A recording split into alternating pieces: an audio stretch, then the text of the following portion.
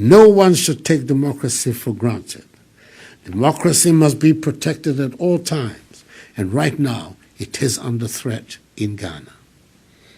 The biggest threat facing Ghana's democracy is our fraudulent voter register.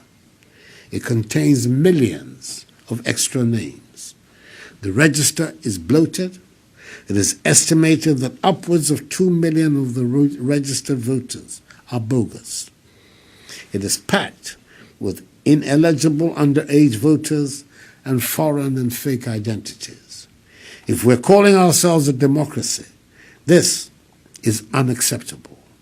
This is a real problem, the kind that cannot be brushed under the carpet, as it provides the vehicle for manipulation and fraud. In 2012, we compiled a new register. The Electoral Commission captured allegedly some 13 million people. It set about to clean it up and came up with a figure of 14 million later.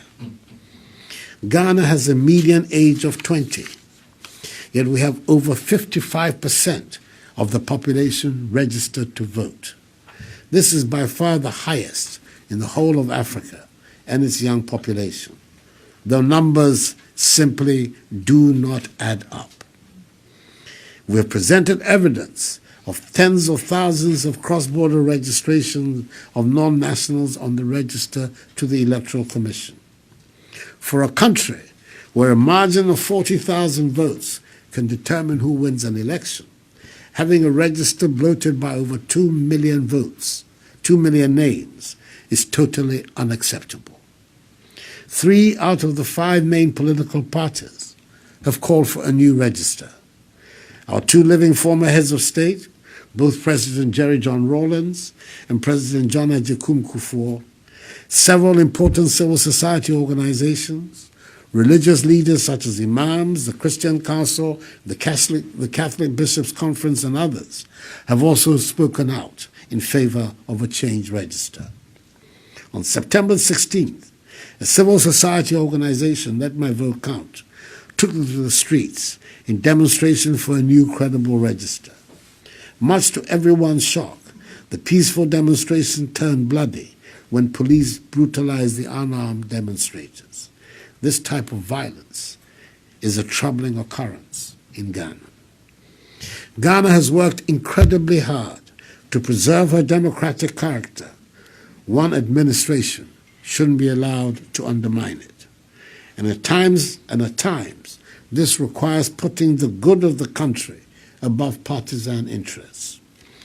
In 2012, as you may recall, Ghana was on the knife's edge as a result of the Supreme Court ruling 5-4, rejecting the opposition challenge of the presidential election result. As the leader of the opposition, I decided that the interest of peace and stability required that my supporters and I accept the disputed verdict to prevent any possible turmoil. The hope is that the global community takes notice and urges change before the election, rather than looking back at the 2016 election, shaking their heads saying, "How did this happen?" We are telling you exactly how it's going to happen. All the pieces are in place for a rigged election.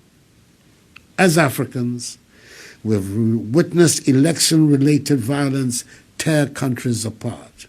We know what we risk should these problems not be addressed.